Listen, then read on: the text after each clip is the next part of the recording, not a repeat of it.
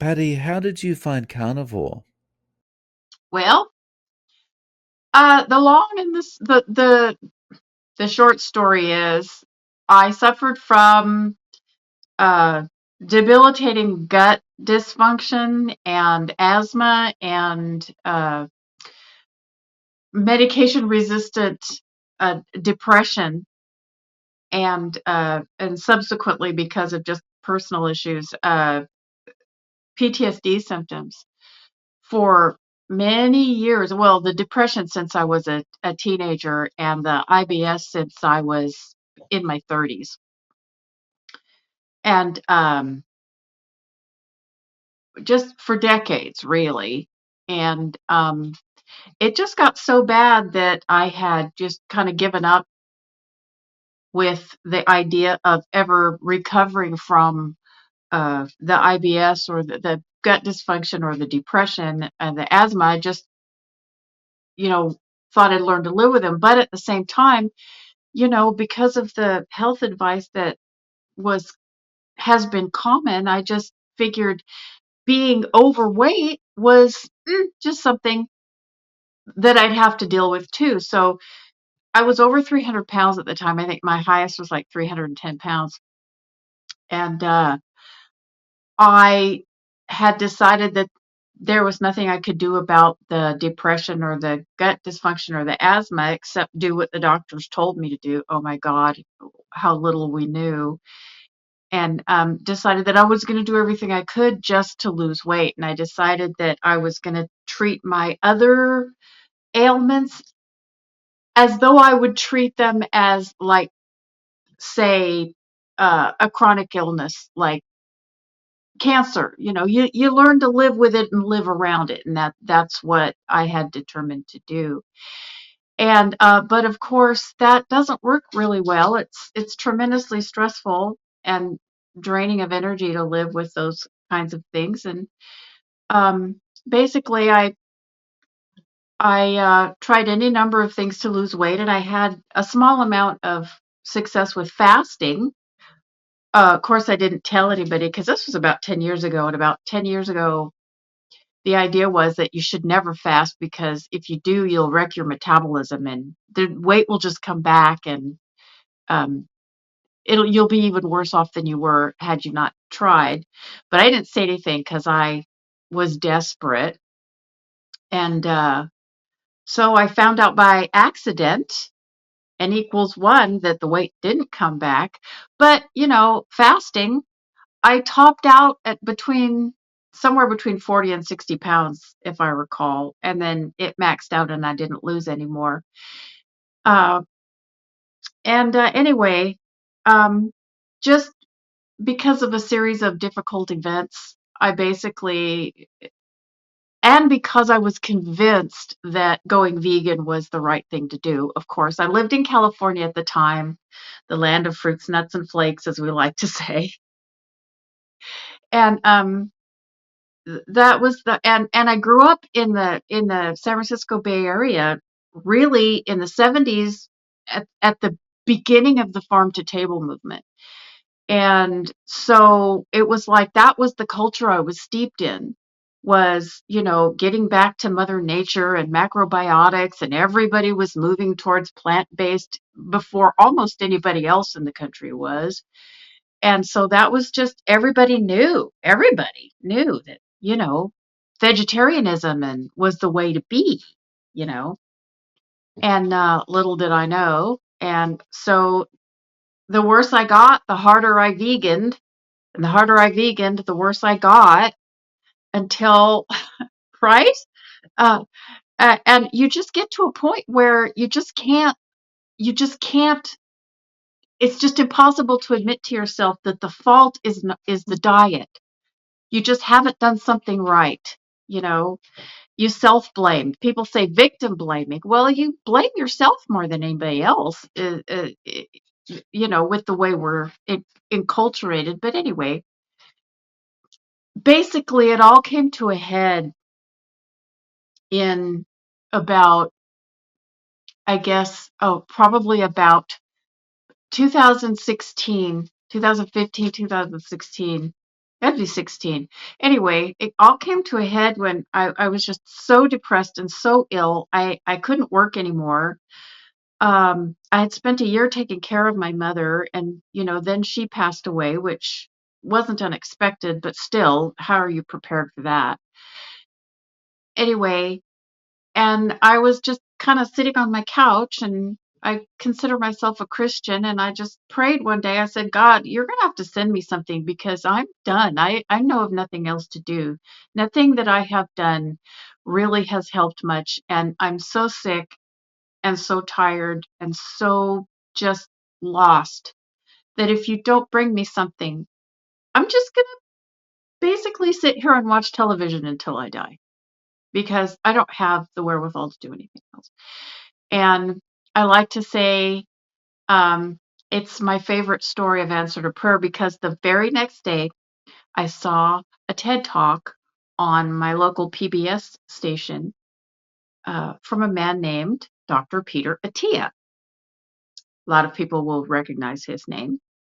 And while I do not espouse everything that Dr. Attia espouses, I will always have a soft spot in my heart because it was looking into him that because he was saying some things I had never heard before, right? And was looking into him that I found low carb. And specifically, I found Dr. Ken Berry early on when he was just starting to post. And he said a whole bunch of exciting things that just kind of got me very, very interested. And through following Dr. Berry, it emboldened me to try a low carb lifestyle. And lo and behold, I started to feel better. I never even expected. I just thought, yeah, well, you know, one more thing to try at least. And so I tried it and, even just kind of doing it half-assed, if you'll pardon my French, I started feeling so much better. And to shorten the story even further, through Dr. Berry, who subsequently did go carnivore, but shortly before Dr. Berry publicly went carnivore on his um, content, I found Bart K. And his naughty sense of humor is what dragged me in, frankly, to start with.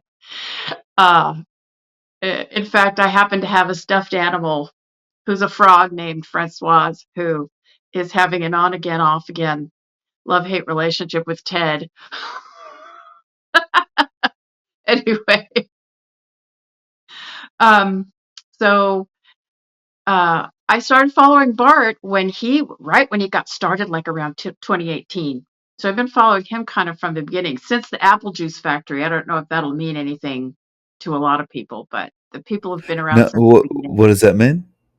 Well, when he first got started, when he first got started on posting stuff, and he was trying to, make a go at being an influencer, and um, his partner Pim had just was struggling with her job at the bioscience firm where she was working, and of course it was before they were making any money off the internet or Cerule or anything. And so he went to work for a little while at an apple juice factory to get a little extra money.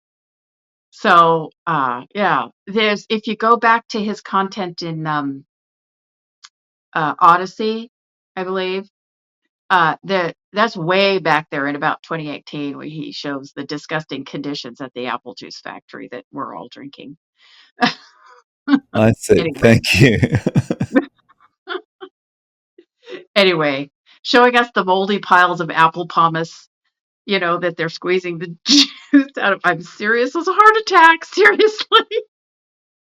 Anyway, um, so and it was Bart and Pim really who emboldened me to try. And so in the winter of 21, after my husband and I moved out of California and to Tennessee, which is where I am now, uh, because California was just too much. I mean, California's my home.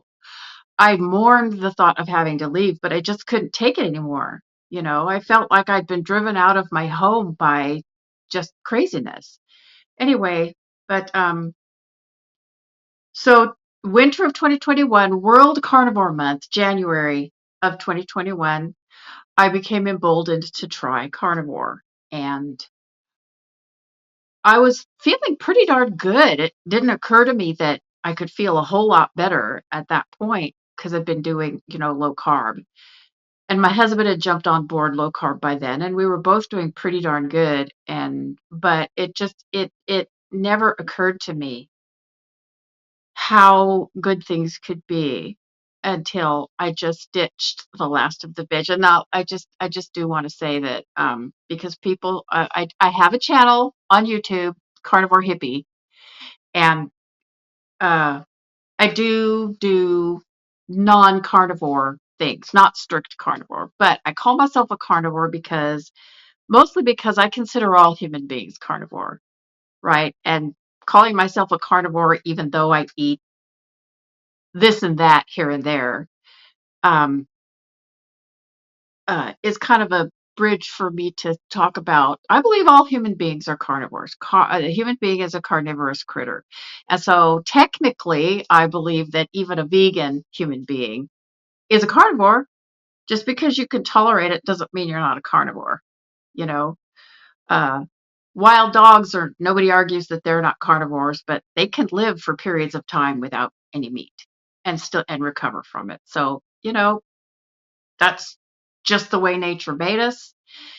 And I eat everything that I need for nutrition I get from other animal foods. And anything else that I eat simply because I enjoy it or for a change, because human beings are adapted to eat a small amount of vegetation. We wouldn't have survived if we weren't. So, but just because we can tolerate it doesn't mean it's indicated.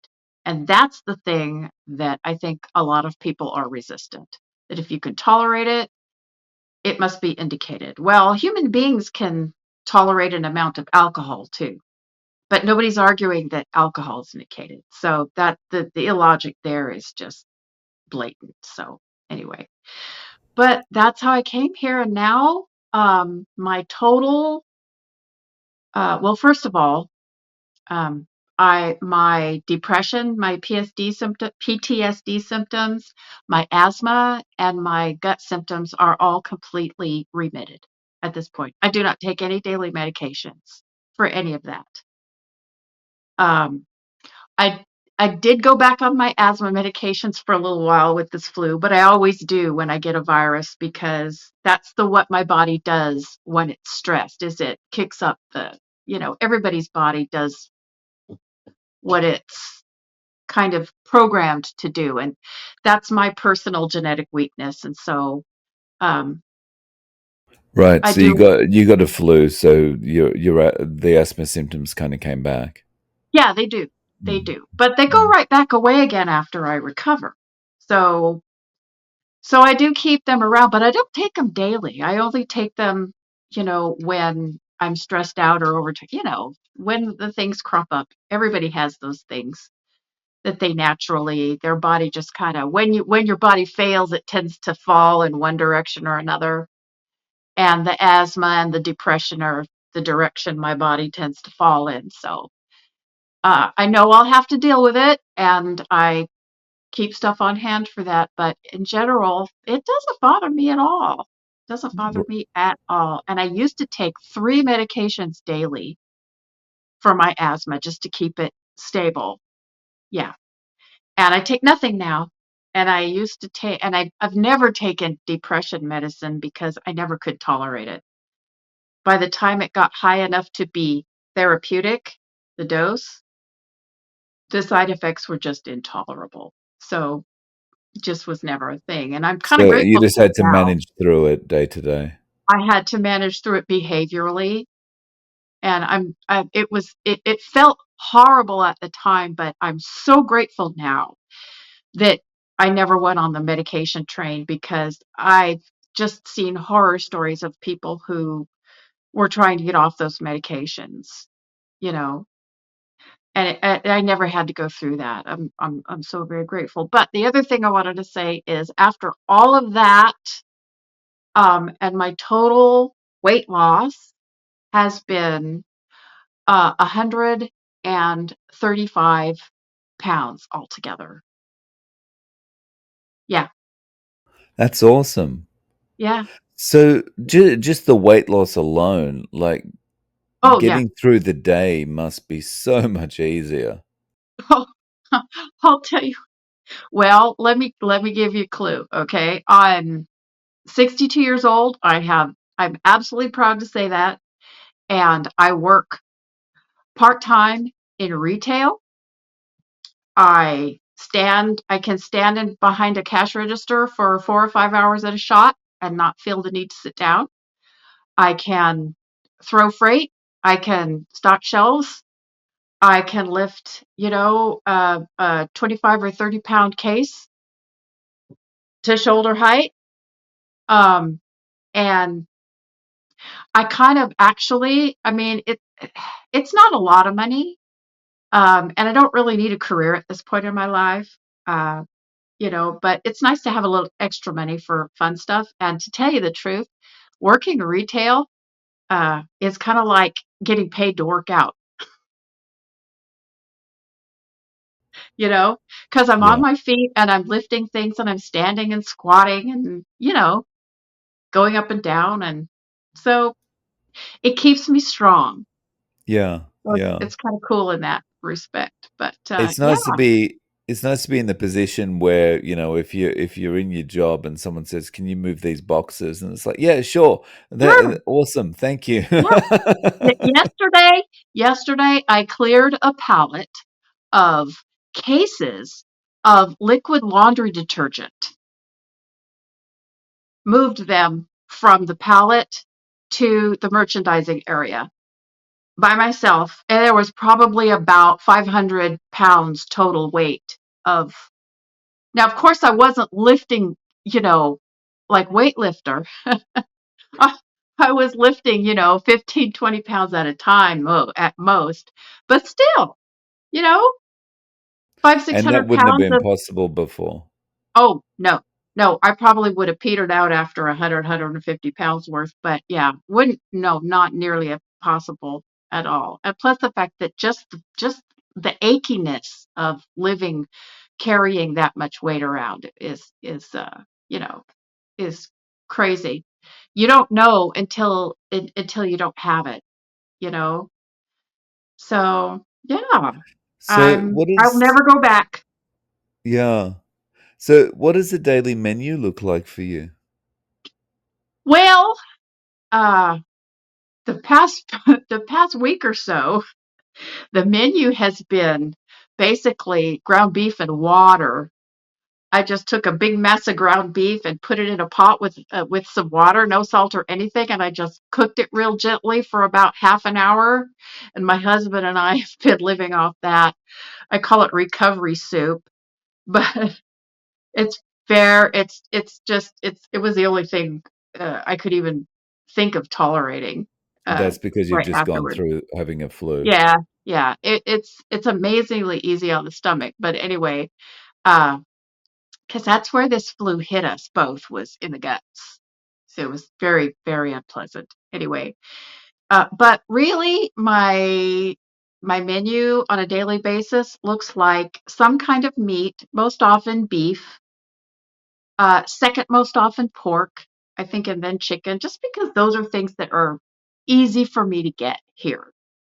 They're the easiest for me to get. I mean, I can get anything I want pretty much, but it's beef and eggs and then pork and chicken. And I think the longer I go as a carnivore, uh, the more my palate recovers from all the non-food or food-like substances that we are all entrained to consume, the more it gets more mainly beef. That's I have found just by uh, experience. That's what makes me feel nourished and satiated. most of most of anything, you know. So maybe, and I don't really even eat that much. I think it's probably because I'm still losing weight. I still have some adiposity to spare, so to speak. And so I'm probably maybe half a pound of beef a day and maybe a couple of eggs. And that's Uh, just one meal, or usually, well, it's 1 to 2, but it depends on how busy I am. I prefer two, but if I'm really busy and I only wind up eating one, it's not that big of a deal. So, do you but try and like have that within a particular window, or that's just whenever you I can? do, I used to, but as I've gone on and my body has been self-regulating, I find that I've been able to go back to like intuitive eating, which was kind of my goal to begin with. You know, I can hear when my body's actually hungry instead of just reacting to, oh, it's noon and I haven't eaten yet. Maybe I should eat something, right? And I mean, we get so dysregulated by modern lifestyles that the idea of just eating uh, intuitively is just so foreign to most of us, and it was to me at one time. But I just wait till I'm hungry. And if it's inconvenient for me to eat at the point when I get hungry, I know that it's not going to be a big deal to wait until I'm at a place where I can eat. So I Mm-hmm. don't really worry about eating after dark or eating before a certain time of day or whatever like that, because at this point, uh, my body knows what it wants and it knows how to handle the food that I'm giving it. So at this point, it's all become very, very easy. Not that it was to begin with. I don't want to give anybody the idea that, you just stop eating everything but beef and you're going to feel great in a week or whatever. No, no, that's not how it worked. It took me, like I said, winter of 21, and it's now winter of 25. So it's been 4 years working on this, but it's been so worth it. Yeah. And so your husband switched to carnivore from low carb Yeah, now as well? he's very shy. I've been trying to get him to contact you to see if he'll come on because his story's been amazing. When we first moved to Tennessee 5 years ago, um, it was autumn of 2019. He was, we thought he was bound for being in a wheelchair. Yeah, he has chronic back issues from repeated injuries to his low back and a surgery. The surgery was a great success, but at the time that they did it, and we were very very grateful to the neurosurgeon, but because he had a collapsed vertebra and a herniated disc, and he had a lot of chronic pain with that, and he was losing function in one of his legs. He still has limited function in one of his legs from nerve compression. But anyway, uh, he was walking. He could not walk unassisted. He had a cane, and about the time we bought the wheelchair, figuring he would need it if we wanted to go anywhere where he'd have to be on his feet, um, he decided, seeing the progress that I'd made, he decided that he was going to ditch everything and try and do what I was doing. And to be frank, 4 years later, 4.5 years later, that wheelchair is still in a box in our basement. We never even unpacked it. That's So, fantastic. yeah, he does not use a cane to go around. Every now and then, uh, if he's having a bad pain day, which he still does occasionally, because I mean, really, neurologically, he's very, very well healed, but he'll never neurologically be normal in his low back again, just because of the nature of the surgery. But he doesn't use a cane on a daily basis anymore, whereas before he wouldn't even get up out of a chair and move around the house without it. because he was so unsteady because his one leg was so weak, and he couldn't even tolerate the pain of physical therapy. It was so bad. And since then, he's been through several bouts of physical therapy, and he's just he it's amazing, uh, you know. So it Wow. it's just been I think the diet has made it possible for him to tolerate the strain of the physical therapy, which is I think what actually has made a whole lot of the difference. And he's also gotten off of a whole bunch of pain medications. He's on like 1/6 the dose of pain medication now that he was when we first moved here to Tennessee. So yeah. It's just amazing what happens when you take away the food that's poisoning you and you give yourself the food that's going to actually provide your body the nutrition it needs. Yeah, yeah. The food-like substances. I don't know Yeah. who I first heard say that, but I love that phrase. Food-like substance. Yeah. And So if you were giving someone advice about starting carnivore, what would you tell them? I would tell them, first of all, think twice about mentioning it to your doctor, first of all, because the first thing most 99% of doctors, the first thing they're going to do is they're going to try to scare you away from doing it. And really, if you're in a situation where you're not yet really well educated, uh, it can get scary because some of them will just tell you straight up, you're going to die, you're going to kill yourself if you do this. And that's absolutely, and the doctor may believe it. So the doctor may think they're doing you a favor. But that's the first thing. Second thing is, uh, I don't jump into it cold turkey, both feet headlong, please. And and I'll follow up with something else in a little bit. Don't just don't just stop eating all plant matter and go wholesale overnight into only animal-based foods because the likelihood that you're going to be the one who just sails through that transition without a lot of misery is probably about 1,000 to 1. Okay. So transition, I would say take at least 4 weeks. And most people are probably going to be better off taking 6 to 8 weeks at least. But the first thing you should do is ditch the sugar and the processed food. If that's all you do, you might figure out how crazy much better you feel. That's what I did at first, is I just started out by ditching the sugar and the junk food. I went on a lower carbohydrate, not even restricted carbohydrate like I do now, but a lower carbohydrate, meaning under 100 grams a day, lower carbohydrate, whole food, no junk food, no processed food, no sucrose, limited sweeteners. I'm still not sweetener free, but like I said, I found the things that my body tolerates, and that's the important thing. Not everybody tolerates the same thing because everybody's injuries are unique. So,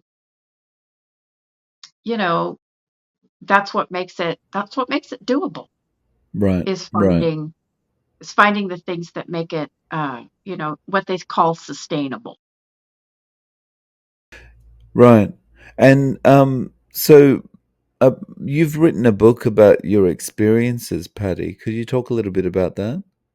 Yes, thank you so much. I became aware, gosh, probably about a year ago, that I really became acutely aware that everything that I have gained out of carnivore has been um, has co-occurred with the improvement in my gut, and it was very curious to me. I've always been interested in, lifestyle based health. I mean, being from California and growing up when I grew up, that was the thing. It's like if you don't have a healthy lifestyle, you won't be healthy no matter what you do. And insofar as that goes, that is true. The problem is the lifestyle that we're all told is the lifestyle that will make us healthy is not. So I'd always been convinced that there was a way that diet had to have something to do. I had to have a lot to do with overall health. And of course, 10 years ago, hardly anybody understood what we understand now about the gut microbiome, and not just the gut microbiome, but gut functionality as well. And I realized that everything got better at the same time, right? It wasn't like, oh, I fixed my gut and then I got healthy, or I got healthy and then my gut got better. No, it all happened, like this, right? And I realized, being kind of a hippie kid from the 70s, I had always been doing like mindfulness and meditation and what we now call limbic training. We just called it meditation back in the 70s.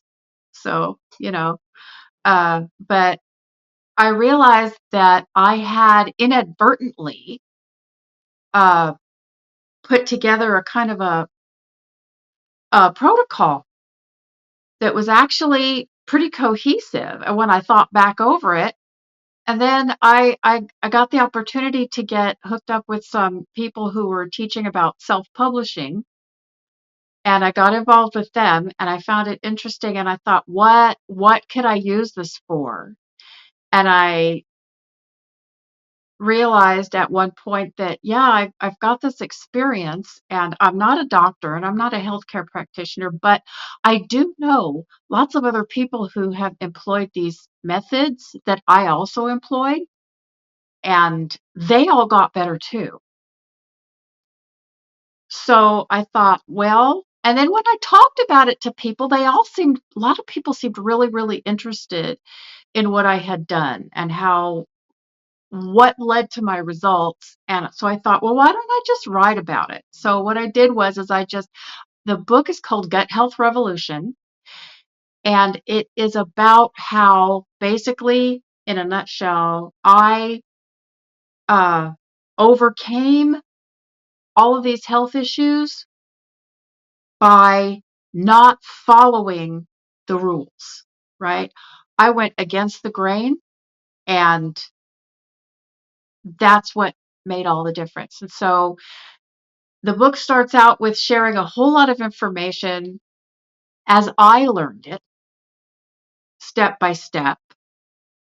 And the things that I learned were professional myths, and the things that I learned were actually true from not only experience, but just because the information is coming out now. 10 years ago, the information was not to be found. You had to go listen to the crackpots to hear it. But it was like the crackpots the crackpots were explaining how it worked. The crackpots were explaining the science. They were explaining the likely mechanisms, and all the professionals were just telling me, "Don't do that. It's bad," and that was it. And I'm like, and even when I would ask them, I'd even asked doctors, more than one doctor, explain to me how it works, and they couldn't. And more than that, they weren't even bothered that they couldn't. They just wanted to send me to the dietitian. My book now, it starts out with sharing information as I discovered it, what I discovered to be true and what I discovered to be false. And the last two chapters of the book are about my experience, my particular, what I did, which I kind of condensed into like a protocol that I list. And I give instructions for the limbic training exercises and the meditations that I adopted and did. And I instructions on the basically elimination diet that I did, and how I narrowed down the field of foods that are safe for me to eat. And so I combed my memory and kind of codified it all into a protocol that anybody can follow. And with all the exercises and instructions. And uh, basically, my book is it should be going live around Valentine's Day on Amazon. And I have a promotional period between now and Valentine's Day.